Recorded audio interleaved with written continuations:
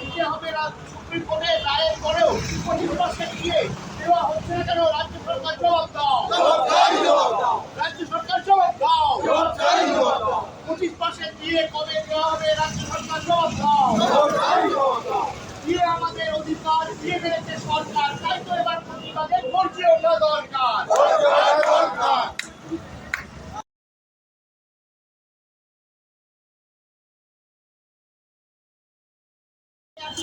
দেওয়া হচ্ছে না কেন? রাজ্য সরকার জবাব দাও। দিয়ে আমাদের অধিকার দিয়ে আমাদের দিতেই হবে, দিতেই হবে, দিতেই হবে, দিয়ে আমাদের অধিকার দিয়ে আমাদের দিতেই হবে। রাজ্য সরকার জবাব দাও, কবে 25% দেওয়া হবে? রাজ্য সরকার জবাব দাও, রাজ্য সরকার জবাব দাও। 25% দিয়ে কবে দেওয়া হবে? রাজ্য সরকার জবাব দাও। ইনকলাব জিন্দাবাদ, ইনকলাব জিন্দাবাদ, কোঅর্ডিনেশন কমিটি জিন্দাবাদ।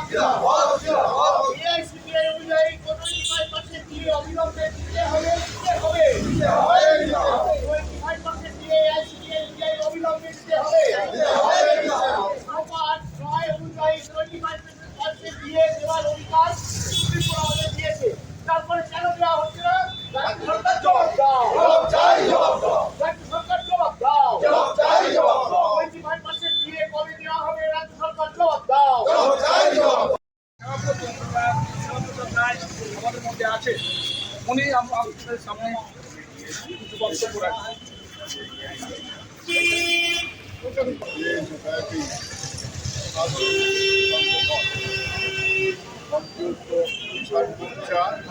এবং জাতীয় সমস্ত ফেডারেশনগুলি যৌথভাবে এই সিদ্ধান্ত গ্রহণ করতে বাধ্য হচ্ছে এবং কেন্দ্রীয় সরকার রাজ্য সরকারের একের পর এক অনবরীয় মনোভাব এবং ফ্যাসিস্টসুলভ আচরণের মধ্য দিয়ে বাধ্য।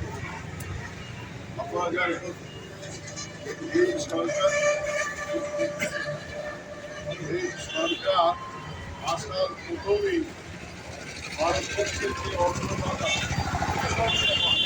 তাদের উপরে আক্রমণ করে 10 লক্ষ কৃষক দিল্লির বুকে মার্চ করেছে। তাদের দাবি আদায়ের জন্য কৃষি ব্যবস্থার উপরে কৃষকের উপরে নির্মম আক্রমণ শুরু করেছে। তার উপরে দাঁড়িয়ে 763 ঐতিহাসিক ধর্মঘট করেছে এবং সেই ধর্মঘটের মধ্য দিয়ে 750 কৃষক মারা যায় এবং গোটা পৃথিবীর সংসদ অচল হওয়ার মধ্য দিয়ে সরকার নরেন্দ্র মোদী বাধ্য হয়েছিলেন সেই কালা আইন বন্ধ করতে, কিন্তু কথা রাখে এমন একটা প্রধান সরকার যে তিনি বলেছিলেন আমি দেখব এইটাকে কিভাবে কি করা যায়। কি করলেন? যে কমিশন গঠিত সেই কমিশন সুপারিশ করেছিল দেশের কৃষির ব্যবস্থা কিভাবে উন্নয়ন হবে, কৃষকদের কিভাবে উন্নয়ন হবে, দেশের কৃষি সম্পদ কিভাবে বাড়বে।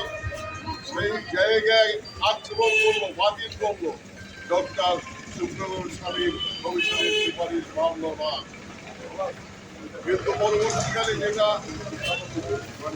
কার্যকরী করতে চাইছিল সেটা আপাতত বন্ধ রাখা। পরবর্তীকালে পর্যায়ে আত্মরক্ষা করবে তাকে 3 বছরের জন্য নিয়োগ, তার কাছে কোথায় যাবে? কিছু বলা নেই, কিছু বলা নেই। তাহলে এইভাবে 1 কোটি লোকের চাকরি আরো 1 কোটি লোকের চাকরি পেয়ে গিয়েছে। উল্লেখ করে আমি দিয়েছি, বলছি ইন্টার্ন সার্ভিস আর হবে না। আরেকটা কি করছে? দেশের যুব সমাজের সাথে প্রতারণা করছে। যুব সমাজকে বলেছে আমি একমাত্র নরেন্দ্র মোদী কারো টাকা উদ্ধার করছি, কারো টাকা পাহাড়টার কাছে সে বলছে আমি কারো টাকা উদ্ধার করছি। সবার পাসবই অ্যাকাউন্ট খুলতে বললো 15 লাখ টাকা করে যাবে। এইখানে যারা আছি বলুন তো কার অ্যাকাউন্টে 15 লাখ টাকা গেছে? ক টাকা কালো টাকা উদ্ধার হয়েছে? তাহলে ভারতবর্ষের প্রধানমন্ত্রীর চেয়ারে এত বড় এইভাবে বিশ্বাসঘাতক থাকা উচিত একের পর। আর কি বলছে আমি এটা এই আগের সরকার কিছু করেনি, ঠিক আছে, কিছু করেনি, নাও করতে পারে, সবটা করতে পারে। বলে কি করছে 4,200টা বিমানবন্দর নৌবন্দর অনিল আম্বানি আদানির কাছে বিক্রি করলে কোথেকে বিক্রি করলে? তারা যদি কিছু করেনি, দেশের টেলিফোন ব্যবস্থাটাকে বিক্রি করে দিয়েছে। শিবম বিমাটা বলছে 100% বিক্রি করে দেবো। 74 ছিল সে এখন বলছে পুরোটা বিক্রি করে দেবো। 6টা অর্ডিন্যান্স ফ্যাক্টরি ছিল, 6টার আর এখন একটাও নেই। সবচেয়ে সাম্প্রদায়িক এবং ইসরায়েলের কাছে বিক্রি করছে। তাদের থেকে অস্ত্র নেবে, তারা তৈরি করবে। একের পর এক সমস্ত ব্যবস্থা আমরা